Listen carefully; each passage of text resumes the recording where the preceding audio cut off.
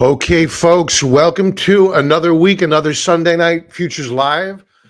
This is Bob Desmond, and what we're going to be talking about today are European elections, the EU elections, huge shakeup over in France.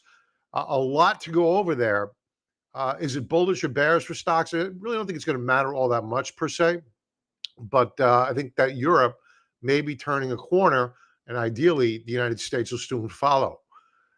The other topics we're going to talk about are obviously the futures action. We're going to talk about valuations of the small caps relative to the S&P 500 and whether or not it looks as though it's time to go into those names.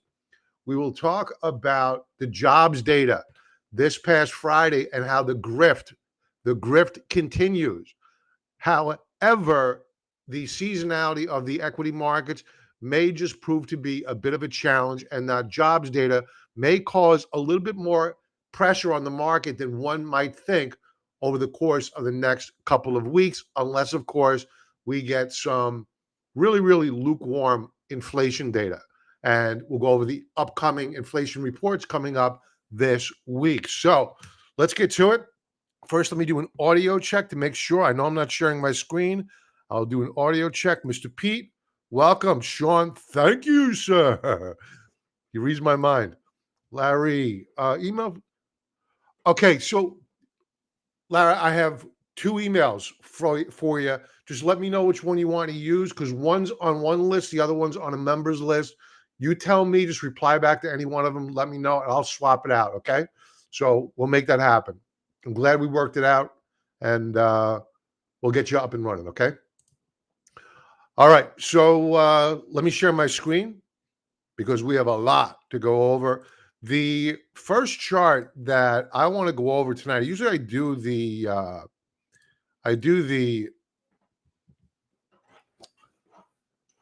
S&P 500. I don't want to do that tonight because the dollar on Friday surged.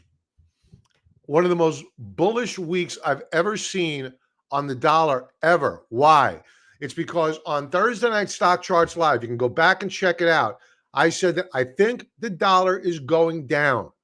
I said that on Thursday night based upon the weekly breakdown of the US dollar at that point in time.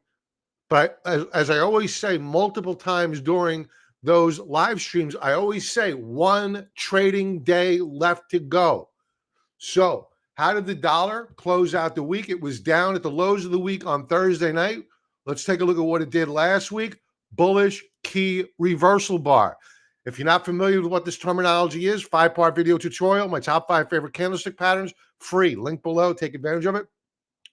So the dollar did a bullish reversal bar, and wow, it knocked my socks off in terms of my astonishment with the strength of the dollar. Now, I'll tell you why in a little while, why I think that it's probably undue, and it's probably not going to last as long as one might think. And the only reason why I'm being a little bit bearish on it is there's a news item that came out this evening, and in conjunction with some analysis of the jobs data, which we're going to go all over. Stick around. We're going to go over all of this, and it's going to tell you why this rally in the dollar may just be short-lived. So for those that are bullish on gold, you're going to want to stick around. You're bullish on silver, you're going to want to stick around. So let's go to the opening price action here. And right off the bat, we gapped up on the US dollar. Very strong price action. I'm trying to figure out why I have this. I don't have a note here. What this signifies. This alert up here. Usually I put a note in. Oh, it means it's going to be a new monthly higher high. And we're right near a new monthly higher high on the US dollar. This may fire off this evening. Okay, so dollar opening up strong. We're on currencies. Let's stick with currencies. This is not bullish for equities whatsoever. Let's take a look at the euro. I'll get it right eventually. Euro collapsed, broke down. This has to do in all probability with A, the technicals of the euro from last week, B, the European elections, and an event that's taking place over in France as we speak. So euro gapping lower. We already took a glimpse at the yen and it was down. So that supports the US dollar's gap up. Now let's segue over and into the equity market. Let's begin with the NQ NASDAQ 100, flat on the session.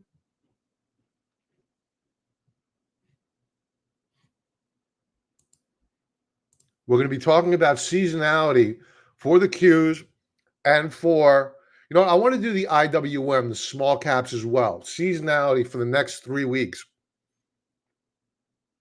We have these small caps, which are down. They really took it on the chin hard last week. Let's bring up the E-minis.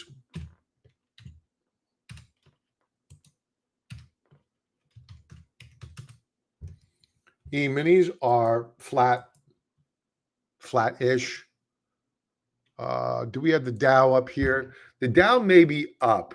The Dow is more immune to a stronger US dollar and interest rates. Now, not necessarily the US dollar. I'm going to retract that. The interest rates, they are.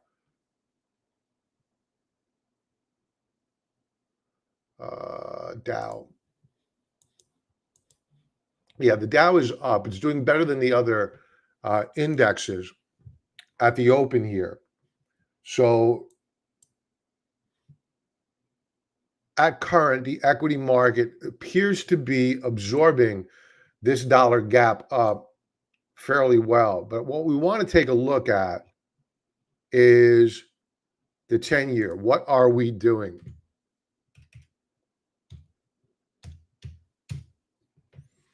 And yield, wow, big move up higher here at the open on yields. Yields are up, my God, nearly a half percentage point. This is a very, very big move. You would think that with the euro down, that you would see money move into U.S. bonds, but it's not happening. And that would drive down yields. But this is consistent with the strength in yields that we saw last week. And you may be saying, wait a minute, Bob, yields closed down last week. Yes, but all down weeks are not made equal. We did rally off the lows of the week. On Thursday night when I was live, we're going over the chart of the 10-year. It was trading down below key support. By the end of business on Friday, we had recaptured support, still closed down in the week, but a very, very bullish candlestick on Friday, daily chart. Moving on to, let's take a look at commodities here. Let's go with light sweet crude first. Light sweet crude down 0.15%. This first 5-minute candlestick, they tried to take it down and it bounced off of the support level. So this may rally. Let's take a look at a higher level view. Let's go with a 4-hour chart. We've been grinding up higher here, but there's still a lot of pressure, lots of overhead supply on crude prices. Back to a 5-minute chart. Let's check out nat gas. Nat gas continues to strengthen here, up 2% at the open, and it looks like it wants to go higher. So natural gas, bullish. Let's take a look at gold prices. I'm reluctant to do so. Yeah, I kind of figured this would happen here. Gold is down nearly 0.6% on the session. Let's see what the 15-minute candlestick looks like. They're trying to do a bullish reversal bar here.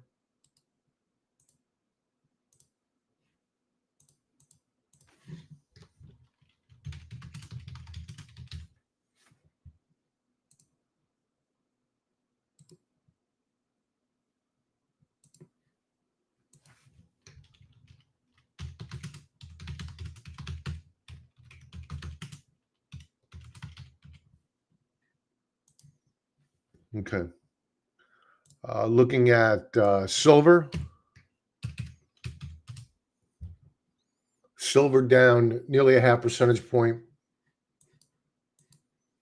Uh, very, this all makes sense to me because, again, going back to Thursday night, when we went into last week, remember last week was the new month, obviously a new week, and I took a look at the weekly chart of gold going into last week, and I was kind of bearish on it. I was very surprised to see daily strength. We even broke out on Thursday. I said, okay, maybe I'm wrong on this. And sure enough, we gave up a lot of real estate and broke down on Friday. And that took us down on the week. Very, very poor price action here. I'm not a buyer. I'm still bullish longer term.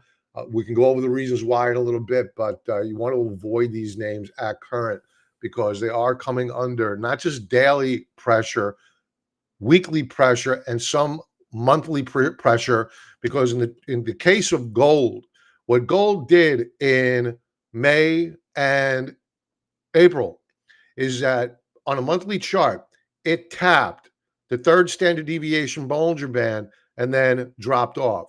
So gold was pretty expensive. It was pretty extended, not expensive per se, but extended on a relative basis, and it needed to pull back, a reversion to the mean trade. So I think that's what we're seeing right now. But ultimately, longer term, I'm still quite bullish on both silver and gold and the gold mining stocks. Let's check in with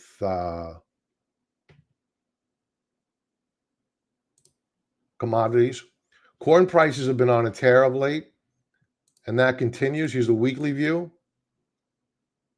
This was last week. Had a really good week last week. Still under pressure. They tried to mount a bull flag setup, but that failed the week of the 27th. Back to a 5-minute view. I just want to see how soybeans had a rough week last week. Seasonality, the final 2 weeks of June are usually pretty good for soybeans. So not much happening here. Wheat coming under some pressure. I feel like I'm missing something. Did I skip something? Let's stick with the commodity trade for a moment. Lean hogs. I actually have a position in lean hogs. I sold puts on lean hogs. First time ever. And we're doing okay with the trade. It's good to see that hogs are up. And the reason why I started working with the futures market is that we like to sell premium. We like to generate cash flow. We love to trade stocks. Love to buy options as well, and that serves one portion or the segment of our business, which is those folks that are growth orientated. Then we have those folks that are they just want to retain their money, and they want to make capital off of their money or cash flow, and therefore we sell premium. The question is, if we're going to go out normally about 45 days out on the curve, I worry about selling puts and being overly exposed to the S&P 500, and pretty much most equities. If the S&P 500 goes into a nosedive, they're going to follow the S&P 500. So what I decided to do, we have Euro weekly retest breakout point. Let's go back. Euro is retesting a weekly breakout point. So the purpose we went into the futures is to diversify away from the S&P 500. And I'll show you what we're building out here. And I'm going to post this in the members forum once I'm done. It's not ready yet, but I'll give you a sneak preview. So here's a spreadsheet that I'm formulating. And these are the futures that we're trading. Are they optionable? And what is their correlation to the S&P 500? I'm also going to add on here correlation to 10-year yield. Also correlation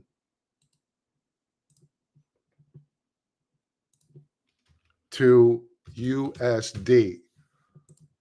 I want to know this information so that way what we could do is that we could build a portfolio longer term of selling premium without being overly leveraged to the S&P 500. We have a very highly uncorrelated portfolio. So that way it's less risk, yet you're generating cash flow.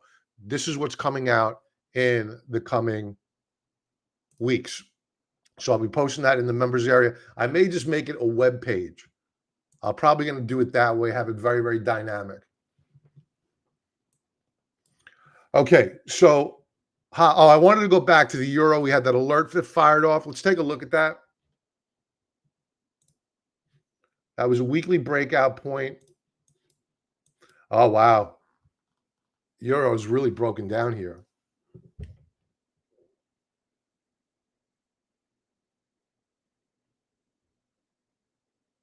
Technically, it broke down last week.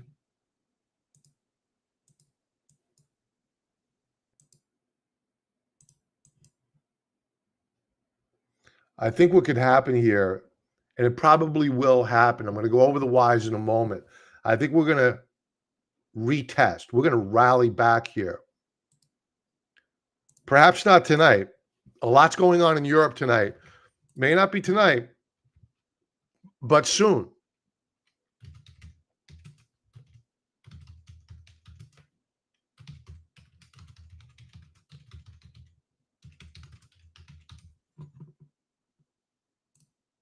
Okay. Back to the futures market. Bitcoin. We're going to be talking about Bitcoin in a moment. There's a huge amount of short interest in Bitcoin. The largest on record. I have a chart. Bitcoin moving up higher.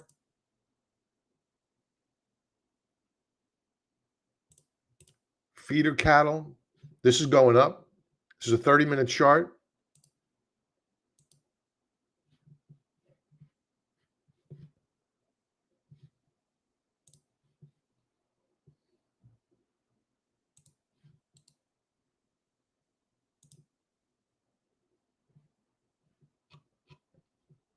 Just checking the premiums here. Sell a 20 delta vertical.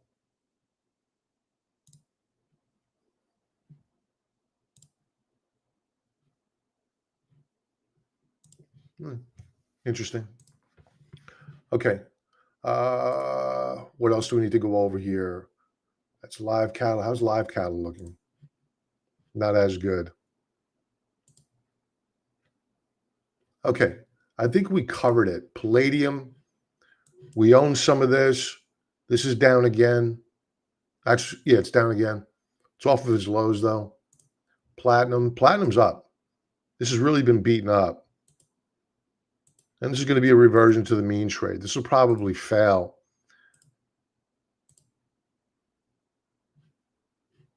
But we'll probably rally up to this 20-period exponential moving average or one of the Fibonacci retracement levels. Okay. So that, copper. Copper down again. This is looking very interesting. This is the micro contract.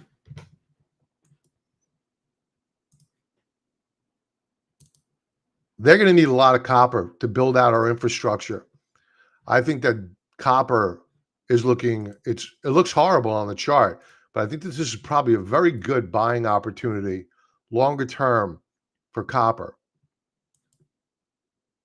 This AI, they're going to require at least 30% more energy over the course of the next 5-10 years. That's a lot more energy.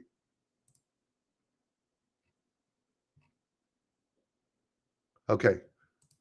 Let's get to the news that's fit to print. First off, let's go over comments. Jody, hello. Happy Sunday.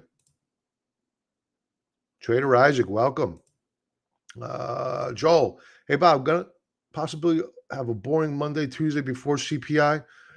Yeah, I think that's very, very possible. Yeah, I think that's a good call.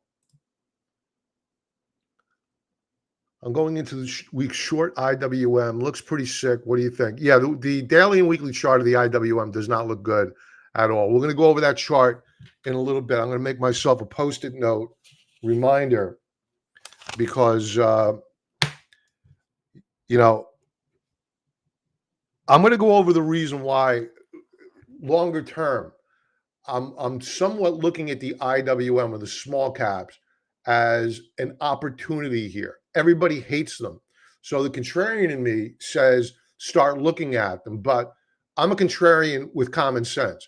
I don't go just simply by, everybody hates small caps, therefore I'm going to buy them. No, I'm going to wait till the chart tells us that they've turned a corner. So we're not there yet by no stretch of the imagination. So we'll go over that chart in a little bit. We'll talk about where we could see some support on the IWM and more to come. We'll also talk about seasonality as well. Donnie, hey Donnie, Mr. Pete. If 272,000 jobs are created, then how come unemployment? We're going over that in a moment. Stick around. A lot to go over tonight.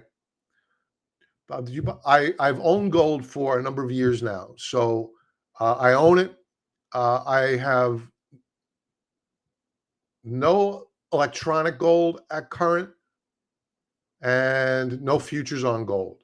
I've traded the futures on gold a few times in the recent weeks, but no other positions, just the physical at current. But I do own the gold mining stocks, a lot of it. Okay, let's move on. So I mentioned earlier that a lot's going on over in Europe, and this is big. So the EU, not France, but the EU had their elections, and the leftists got destroyed, absolutely destroyed. So much so that French President Macron is dissolving parliament and calling for new elections. So his government is teetering on the brink. So much so, he's got to call for snap elections. So this is huge. This is seismic. So if you're wondering why you saw the knee-jerk reaction to the euro drop like a rock, well, that's why. So besides the fact the technicals are horrible for the euro, you had a weekly breakdown last week. So understand that this is an underlying issue for the Europeans and their economy right now. Now, last week, we had a lot of economic data that came out, but the Pimp Mac Daddy of them all, as always, is U.S. non-farm payrolls, which, as usual, beat by a mile. What did they do, though, with the prior reads? They revised them down. Expect next month or the month after that, this number is going to be revised down. It's going down. Now, this number here is this number, unemployment rate, also known as the U3 report. Now, this doesn't count in people that have just left the workforce and no longer looking for a job, or people with multiple jobs. They double count people. Here, the unemployment rate represents the number of employed as a percentage of the workforce. Labor force data restricted to people 16 years of older and who currently reside in one of 50 states or the District of Columbia, and who not, there's no sense reading that more. It's not very detailed. I think this should be more detailed. The report that I look at is not the U3 report. And yes, to, I forgot who said it, but to the person who said it, the unemployment rate rose. That is accurate. We saw a rise of unemployment up to 4% last month. And keep in mind that we bottomed out back here on jobs here, April of 2023. So if I could get my trend line out here, you could draw higher lows and higher highs. That's a problem, a very big problem. And it gets worse. When you look at the U6 report. The U6 report, this is total unemployed, plus persons marginally attached to the labor force, plus total employed part-time for economic reasons as a percent of the civilian workforce. This is a much more realistic read of unemployment in the United States because it counts in those people that are no longer looking for a job or part-time employed but want full-time employment. So the actual unemployment in the United States is 7.4%. But they don't want you to see that on CNBC. They don't want to talk about this. And it also bottomed out in April of 2023, and it is grinding up higher. So what did that report do which knocked the socks off of equities? Well, the 10-year yield rocketed. Bullish key reversal bar. Here is the weekly chart I was talking about earlier.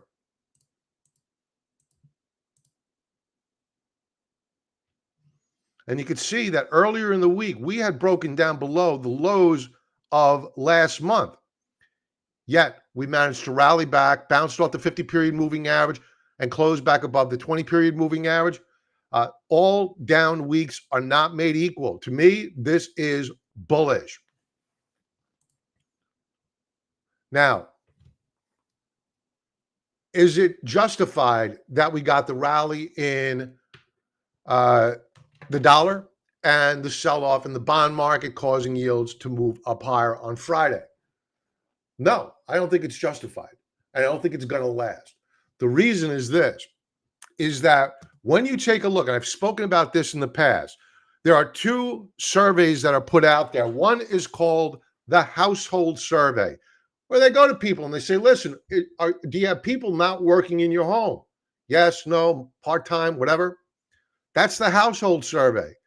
The U3 number that they report, the headline number, is called, appropriately called, the Establishment Survey, because it's prepared by the establishment. And they use birth-death models. They don't ask anybody anything. They just forecast. They project what they did, and they make a number up. And their number that was reported on Friday was 14,000 jobs greater than the highest bank's expectations. So the reason why this is important is that between these two surveys, ever since 2020, oddly enough, ever since 2020, there has been a major, major divergence between the Household Survey in red and the Non-Farm Payrolls Report, also known as the Establishment Survey. You could see that the Household Survey has gone nowhere except for down for the past year. Whereas the Establishment Survey, which is what was reported on Friday, continues to rise. If you go back 50 years on this chart, I don't know if the data goes back that far, let's say 20 years on this report, you would see that prior to 2020, these two reports were lockstep. Maybe there was a brief period of a glitch, but by and large, in lockstep. Then came 2020, new administration, COVID, whatever nonsense they wanted to put out there and manipulate the economy. This is one big psyops. This non-farm payroll that they put out on Friday, if you believe it, I got a bridge to sell you in Brooklyn. Okay? It's nonsense. And that's why I believe that this rally in the 10-year yield, not the bond dropped, and the rally in the US dollar may be short-lived. And there's another reason why that the dollar may be more short-lived than you think. I'm going to go to it in a moment. Now, more on this jobs data. The unemployment rate was below 4% for 26 straight months and just ended its longest streak since 1970. The longest recorded period with jobless rate under 4% occurred in the 1950s, which lasted 35 months. Interestingly, both the 1950s and 1970s streaks ended in the middle of a recession when unemployment suddenly spiked.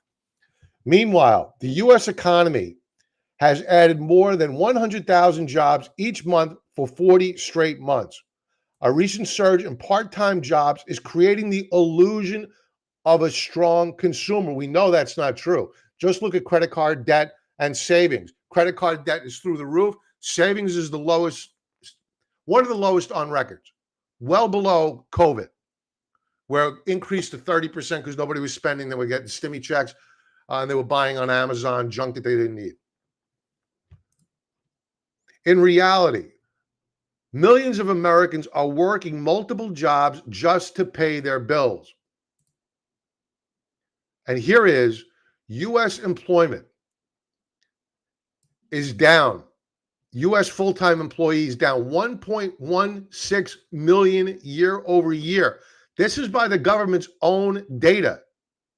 So if this is true, then how can this be true? They're double counting part-time jobs.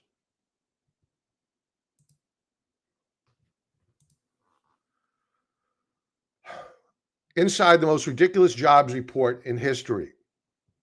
Goldman expected 165,000 jobs. JP Morgan, less than that, are below the median estimate of 180,000. So the estimate was 180,000, and we beat by a mile.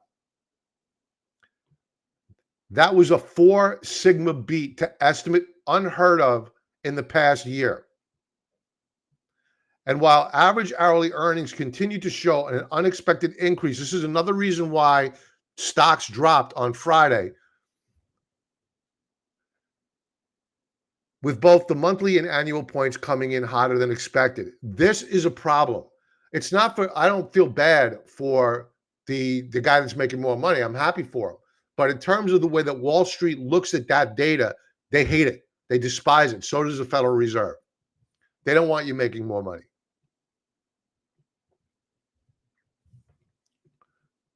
So we went over this already, kind of. They're reporting it. This is being widely reported now.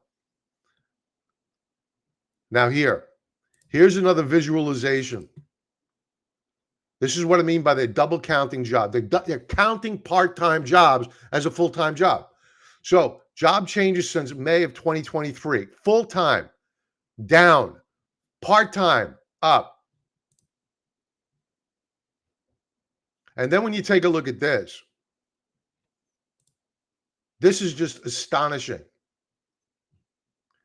You've seen negative job creation for native-born Americans. All the jobs are going to foreign-born. Now, if they're legal, I'm fine with that. So they played by the rules. They came here. If they became a U.S. citizen and working on a green card legally, God bless them. Have at it.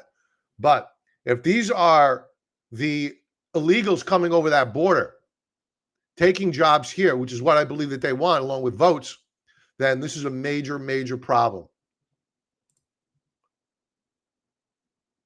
What else do we have here?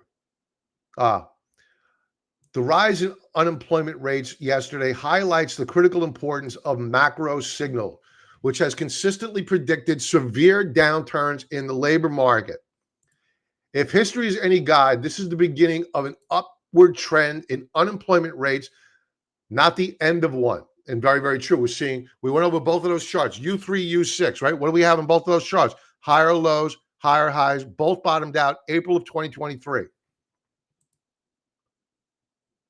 So every single time you see an uptick in unemployment, we go into recession. So I believe the unemployment number is accurate. I do not believe the non-farm payroll is accurate. So this is why I believe, along with, I'm going to skip to it. Where is it? What did I do with it?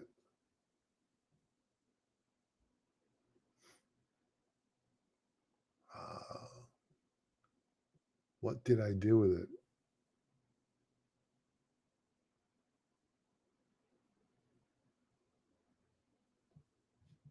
I just had it. Bear with me 1 second, folks. Let me get this. It's very, very important that I show you this. I must have closed it out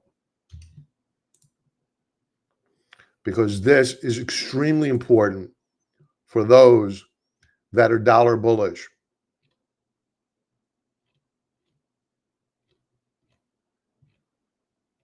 Here we go. So this was just posted. Saudi Arabia has chosen not to extend the petrodollar agreement with the United States as of June 9th. The world will soon follow suit. So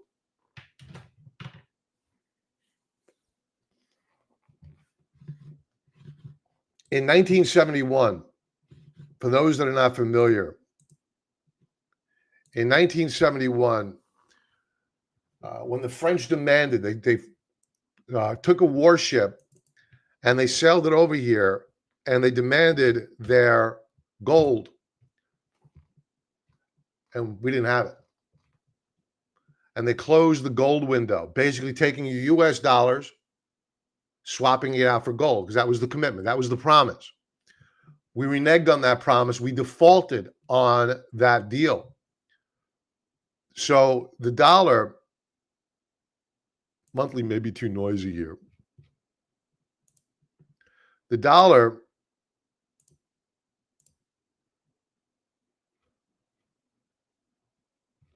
we don't have enough data here. Let's go back 75 years.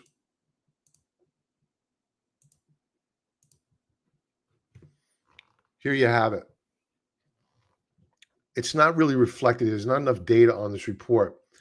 But when we defaulted on our agreement, the post-World War II agreement, that we would back, the world would recognize the dollar as good as gold, literally as good as gold.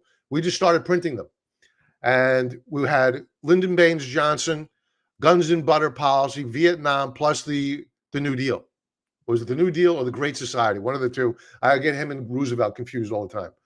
So the dollar came under a lot of pressure, and gold just went through the ceiling in 1971. They had to find a way to stabilize the dollar, and that meant bringing in, what do I do with it now? Here, the petrodollar. Transactions in oil would be conducted in US dollars.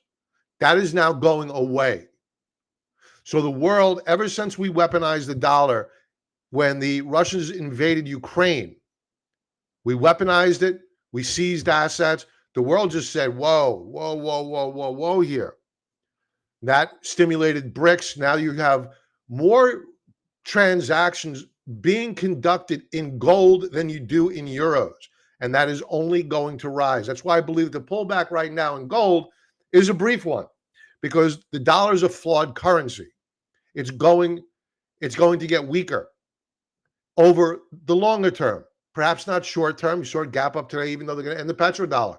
In reality, the dollar should probably be reacting very, very negatively. My guess is it probably would have if the European elections had not occurred and President Macron did not dissolve parliament over in France. So I think short term, that is more of a knee-jerk reaction. I think over the course of the next couple of weeks, especially when this agreement expires, the dollar is going to lose a lot of backing immediately. So more to come on this. All right, let's talk about equities and valuations. Going into the new trading week, we were above 35 on Thursday night. We're a little bit lower than that. However, on a relative basis versus the mean, we remain at 17.13, very, very expensive.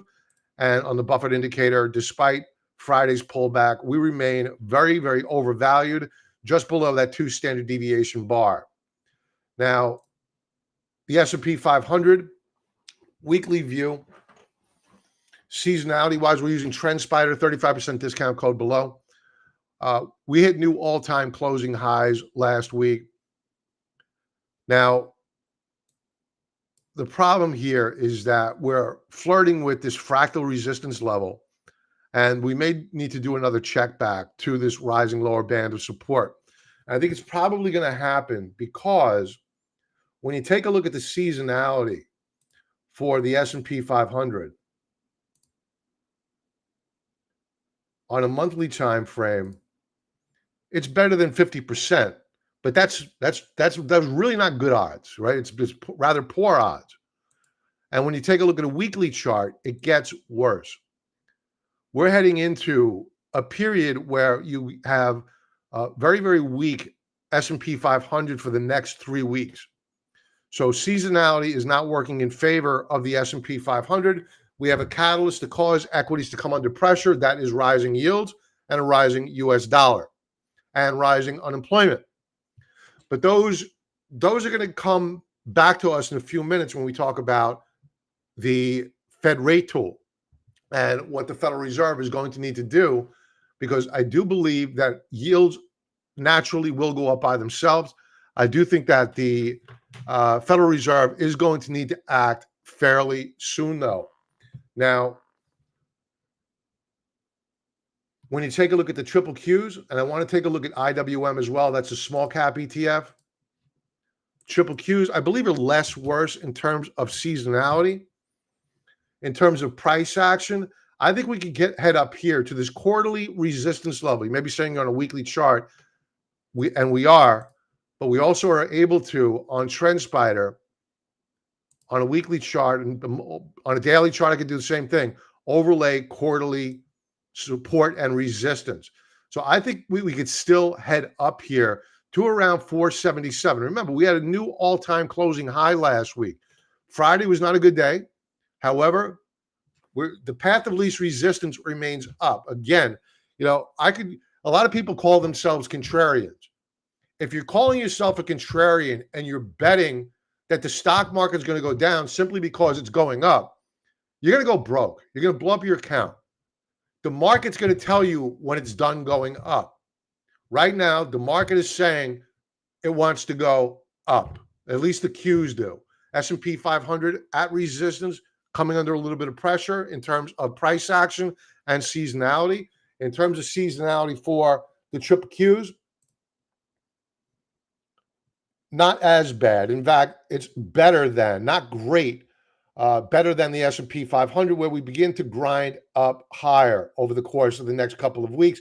But still, the odds, they're not good. They're 50-50 at best. It's a coin flip which way we go. Volume has not been great on the S&P 500 or the triple Qs. Let's check out IWM. IWM, this is a weekly chart, and it was an utter bloodbath. In fact, I will do this. Here we go.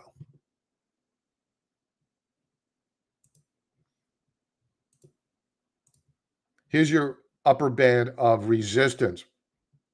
So while the S&P 500 and the Trip Qs, the mega caps, were able to make new all-time highs last week, no bueno, no such deal for the small caps. Now, the thing that we want to keep in mind is that what we have here, I believe that is setting up, is the potential for a cup with handle formation.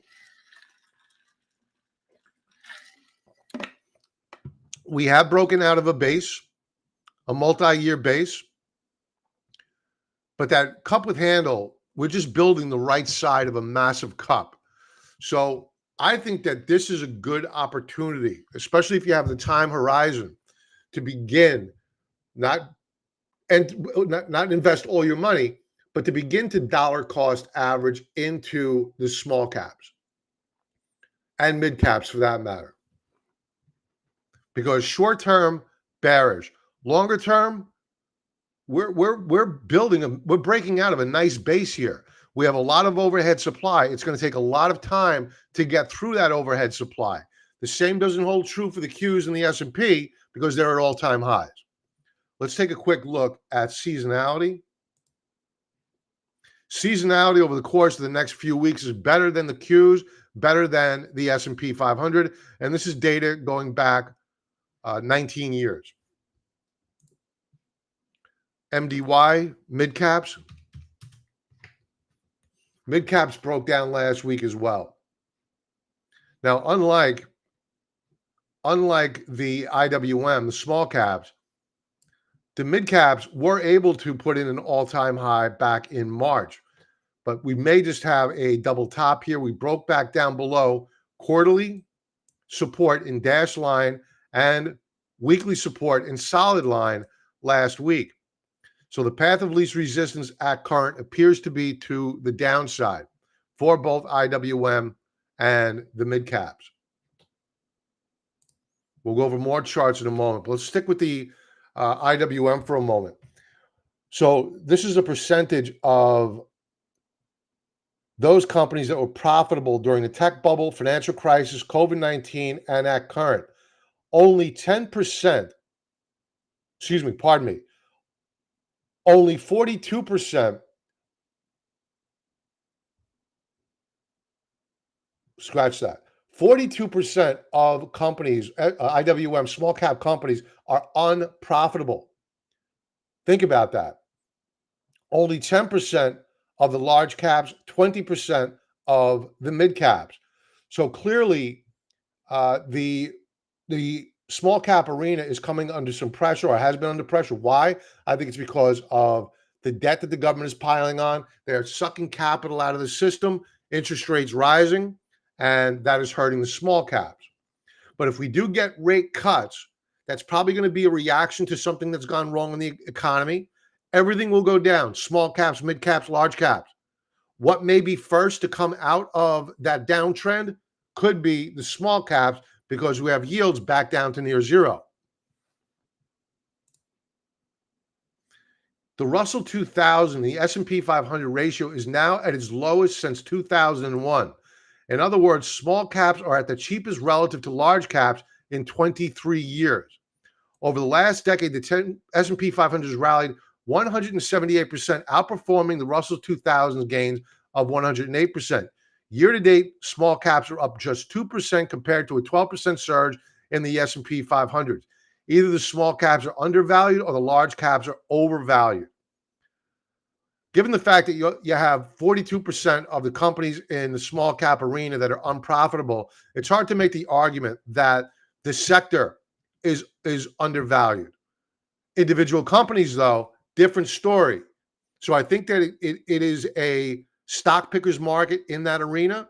However, if you do believe that they're going to cut rates at some point in time in the future, perhaps you just want to keep it simple, dollar cost average into IWM or TNA, which is a leveraged product. Now, are the large caps overvalued? Yeah, we just went over that. This is the S&P 500, Buffett indicator, overvalued. Schiller PE ratio, overvalued.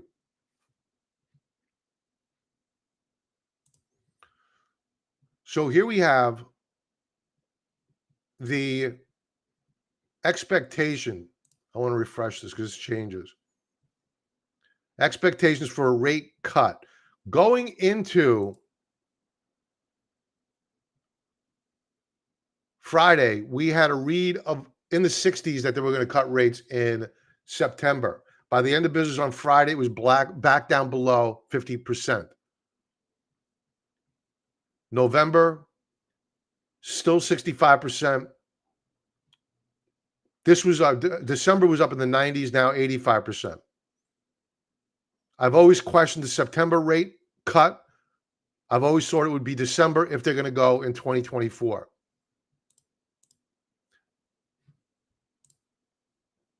Now, there's a problem here, which may force the Federal Reserve to move earlier than expected.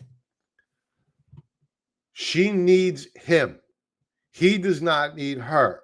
If you're not familiar with who she is, Janet Yellen, Treasury Secretary. She may look like a little grandmother.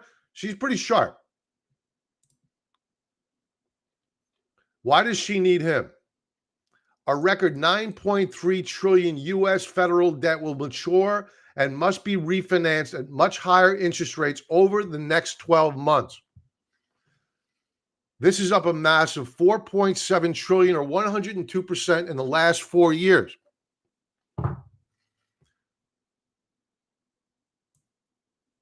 As this comes as U.S. Treasury switches to shorter dated maturity bonds with lower interest rates. So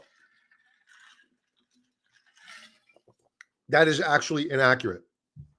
Shorter term debt has a higher interest rate than longer term debt, aka the yield curve. As a result, a record 33% of debt outstanding has a maturity of less than a year.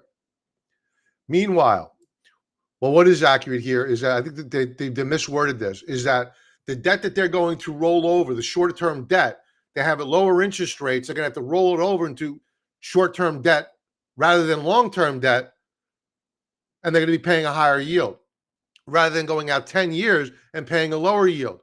But Yellen slipped in front of Congress. I played the video on Thursday night. She said that yields are going to be lower, which is why I brought up this photo. She needs him to cut rates bad because we have 9.31 trillion of debt maturing this year. Interest costs in red.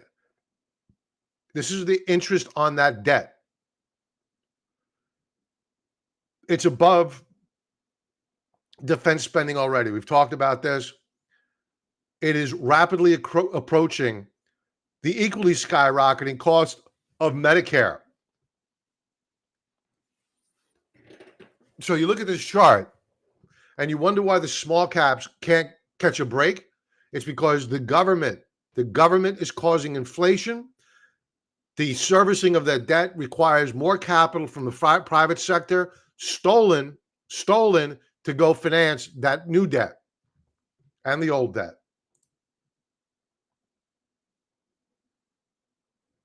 All right, Bitcoin. I didn't know about this. I think this is fascinating and a great opportunity. Leveraged funds build largest Bitcoin short position in history. Look at this trade. There are a lot of traders in this trade. This, as a contrarian, gets me excited. When you have so many the smartest people in the room on one side of a trade, it's time to look the other way, and the chart is supporting that argument. This is a daily chart. We'll come back to this.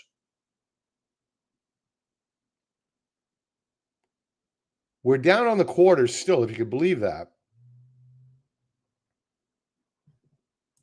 Stockcharts.com. I want to choke. So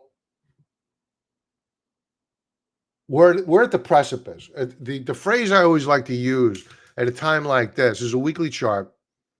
Is the test is always at the top. Do we break out or do we break down? Now, you'll have contrarians out there. So people who call themselves contrarians, they'll just interpret, oh, this has to go down. It's a double top. Or amateur technicians will say, this is a double top. It's got to go down. Rather than waiting for the breakdown or waiting for the breakdown, they're going to make the call.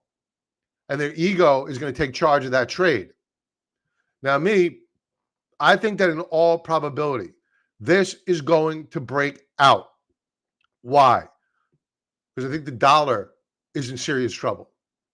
And I think that the momentum with these ETFs that are out there is going to cause Bitcoin to move up higher. You have no fear anymore about the government. It's basically been legalized. And also, don't forget, you have a tremendous amount of shorts yet to get squeezed. And somebody out there is going to begin to do the squeezing. Maybe Roaring Kitty. Did anybody see that? That was a bizarre live stream. I played it yesterday. I couldn't watch it for more than 2 minutes. Block user. We have a grifter. All right. So that's Bitcoin. Let's go back to the daily chart here. Daily chart. We're up on the session. I think we've already broken out of a very long base, I think we go up higher. Okay, let's do some chart requests. I got to check the members area. I know somebody had a couple of requests. WP Gray, WPM, UCO. Okay.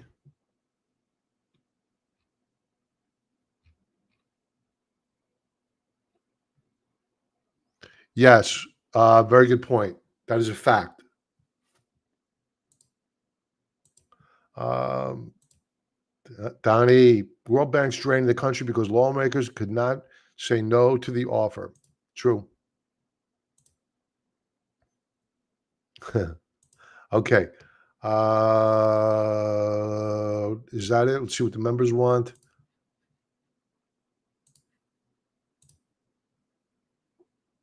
Ticker Cloud. Rivian and Apple. Okay, let's do it. All right, again, folks, we're going to be using TrendSpider, 35% discount code below. Take advantage of that. And let's get to it. Let's begin. We did IWM, WPM, wheat and precious metals.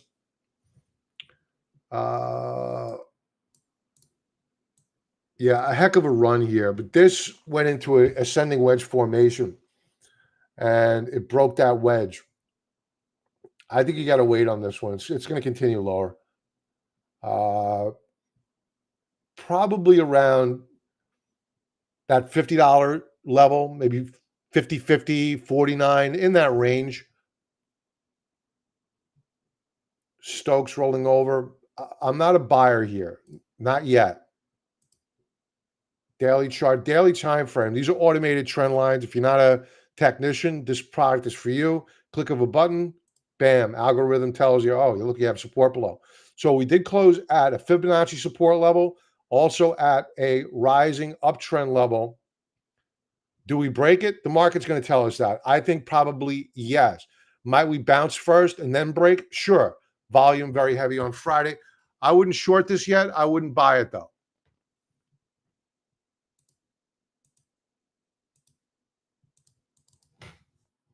UCO. All right, oil. Oil is going to, in dollar terms, it's going to get more expensive. The only saving grace for us right now here in the United States is that we're the largest oil producer.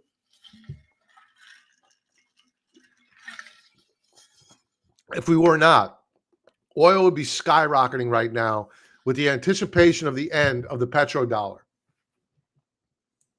I don't think people are appreciating how significant this is for the dollar. I just don't think that they get it. So oil, it's at support. It bounced off of support last week. If you bought this rising support level the past two times, you did well. As a matter of fact, let's go back.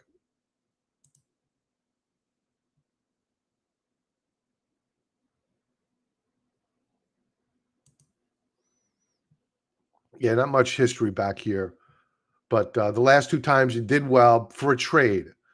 Really, the time where you want to get bullish on oil, I didn't mean to do that, is, well, it's already drawn for me here. Well, actually, no, this is not the line I want.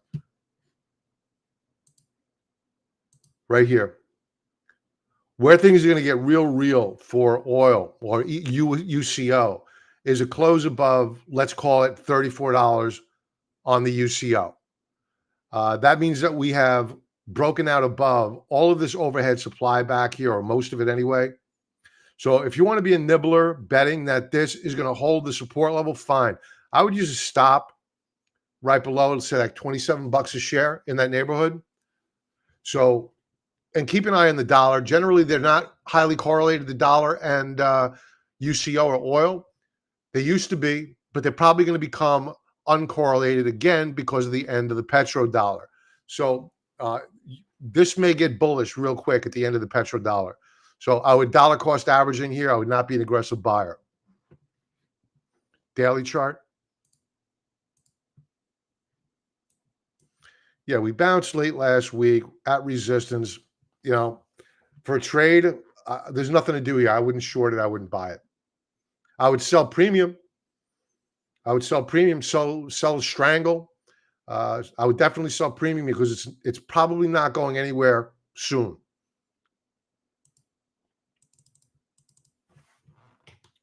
All right. What else do we have to go over? Rivian. RIVN. Okay. I need to go to a monthly chart here. Oh, there's not much data here. Weekly chart. It's firming up. Now I know I got asked. It's firming up. I have to go over Tesla as well. Tesla. Now, we broke out of a triangle formation last week. Very bullish. Very, very bullish. Daily view.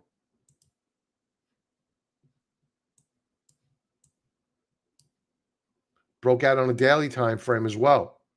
Very good price action here. Volume was light, but very good price action.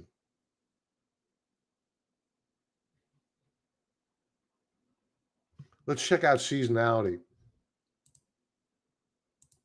Well, there's not going to be much data here. Forget it. There's not enough data to go over seasonality. All right, let's talk about Tesla. All right, so for disclosure purposes, I have a position in Tesla.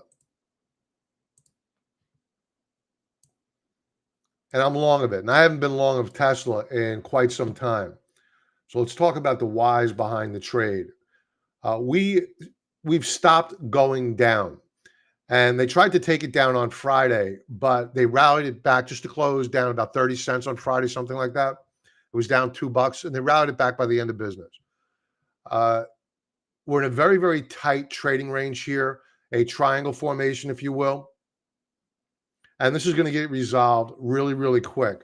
You also have on Tesla a Bollinger Band squeeze.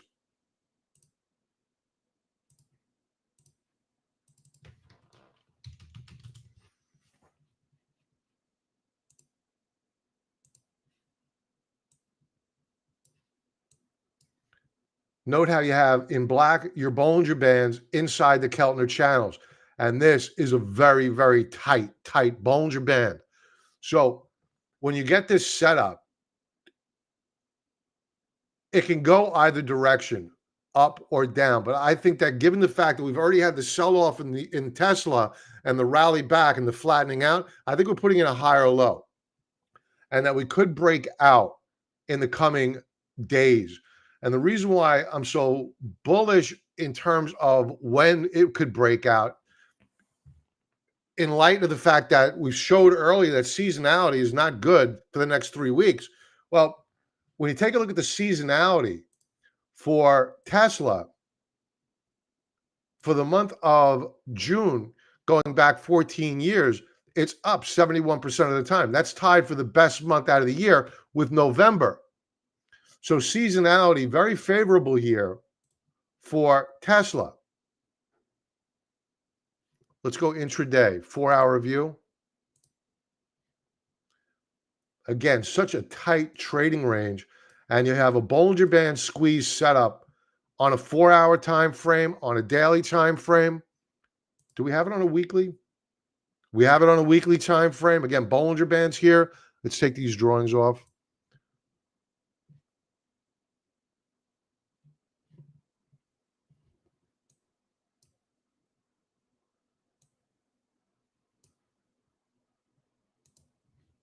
That cleans it up a little bit. So if we break out and close above this 21 period exponential moving average, I think that we're probably going to get a big squeeze. Remember, Tesla is heavily shorted, and we could rally up to, I forgot my price target is 205. It's a 200 price target. Let's go back to my other chart.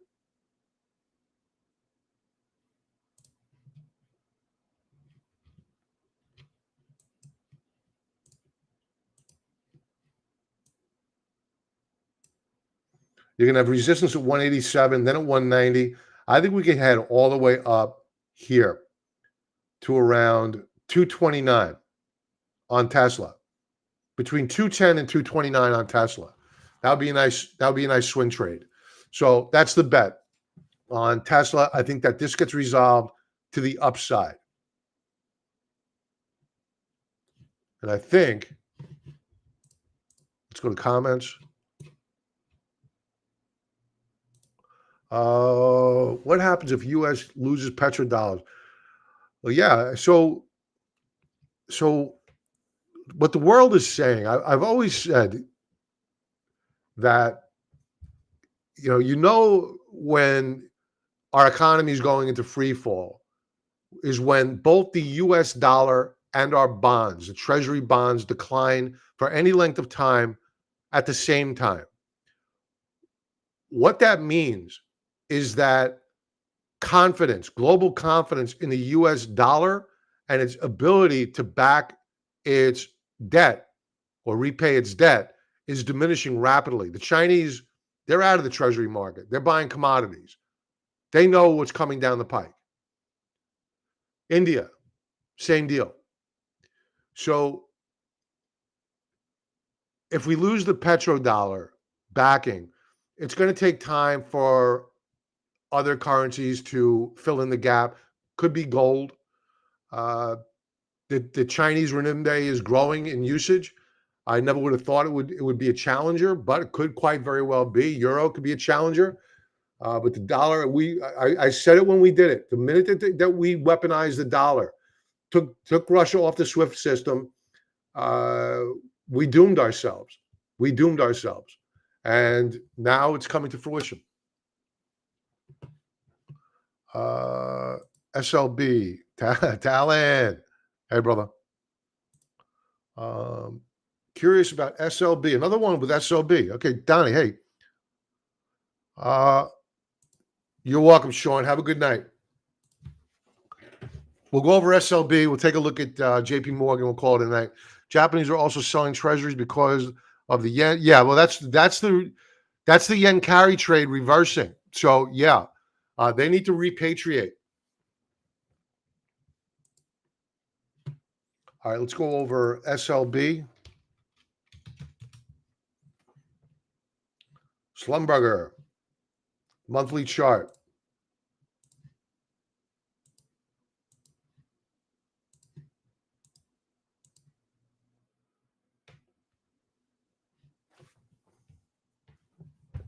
It's interesting. What was the high here? High of 62. We're now at 44. We're at support, monthly support. Weekly view. Ooh, brutal few weeks.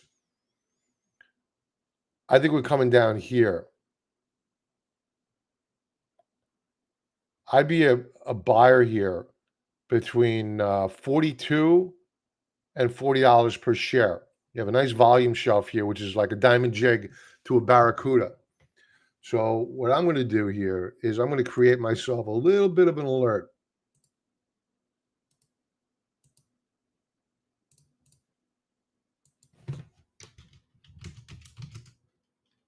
You could sell puts down at that point too. I don't know how much premium you're going to get, but you'll certainly discount your basis cost.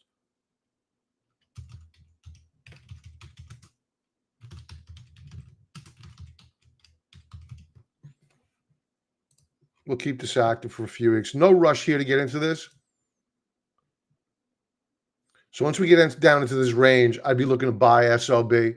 Because remember, oil, I'm sure these two are highly correlated, oil and Schlumberger. So if oil is bottoming off of a lower band of support and when it pops, then you should expect SLB to pop as well. So that would be my buy point. I would not be a buyer here. I would look for about $42 to $40 per share on SLB. JP Morgan, is it a short? No. JP Morgan is not a short. So we're looking at, again, a weekly chart Overlaid here, I have my quarterly support as represented in dashed line. We broke out above quarterly support May of 2024. And all we're doing right now is consolidating those gains. We could probably trade here for another few weeks. But to me, right here, right now, I think that this gets resolved up. And that's it, folks. Thank you for being here. Like, subscribe. You know the deal. Don't forget about TrendSpider, 35% discount code below. Don't forget about my 5-part video tutorial, my top 5 favorite candlestick patterns, free. Link below. Everybody have a profitable trading week. Thanks for being here. I will talk to you soon. Have an awesome night. Be well.